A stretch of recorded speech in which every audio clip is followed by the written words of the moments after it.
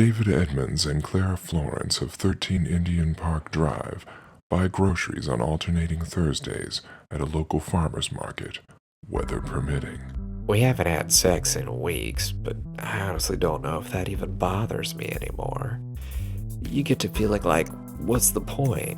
This is why I spent my 20s with a head full of wasps. Just masturbate in the half bath and get back to reading the Metro section. The walk from their 3-bedroom colonial to the market provides them with 2 distinct but equally valued pleasures. First, it offers them the chance to survey neighborhood houses for sale. They discuss moving into a 4-bedroom. They agree the extra space would be nice. Sometimes I think about the cheese vendor. I think about running away with him. I think about killing him and taking over his farm. But would I really like goats? I mean, goats. I feel like it's the kind of thing that's cute in a video for 30 seconds, but I don't know. Second, the walk provides them with some exercise, a pursuit sometimes neglected in their heavily scheduled lives. Anyway, I run him through all kinds of scenarios. I always buy brie. I like brie, but come on, how obvious do I have to be? Yes, I'm putting you in my spank file. Once the market is reached, each has their areas of concentration. I need to see a dermatologist. I should. I know I should. Sometimes I get so goddamn nitpicky about her, and it's probably because I need to get my prostate checked or figure out what the hell's going on with that mole next to my asshole. Who gets a mole next to their asshole? And why do I feel like I need to lose my mind about every minuscule thing but put off a simple call to a specialist or whoever it is I'm supposed to call, but I won't because why?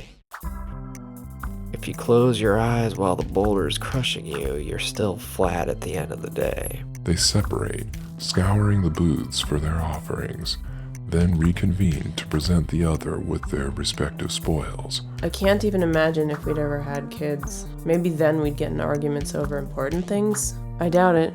It would probably just shift from, well, this kind of wax might be better for these goddamn rental skis, but if we bought a pair for next season, blah blah blah, to who says we shouldn't be introducing mango chutney to his diet before he's 20 months? Do we argue about things because we don't really have anything to argue about? Is that it? Is the blandness of it all too scary to stare down, so we fabricate these substance-free battles? Probably, but he's still a goddamn idiot for thinking that whole skillet rack makes any sense. Beyond the occasional bruising of an avocado or the impulse purchase of salted chocolate, there is little to distinguish one shopping excursion from the next. Sometimes I look at her and think about her killing me in my sleep. If I was asleep and she did it really well, I just don't know if I'd care.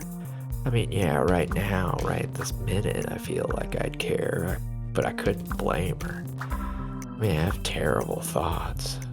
It'd probably be better all around if she did it.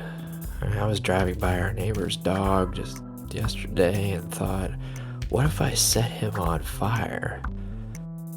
Set him on? That's terrible. Why would that even occur to me? So if she killed me, my point is, who could really blame her? If they knew about the dog thing. Or yoga pants. Jesus, yoga pants. Every time, I'm like a werewolf with a hard-on. I couldn't even tell you who just farted.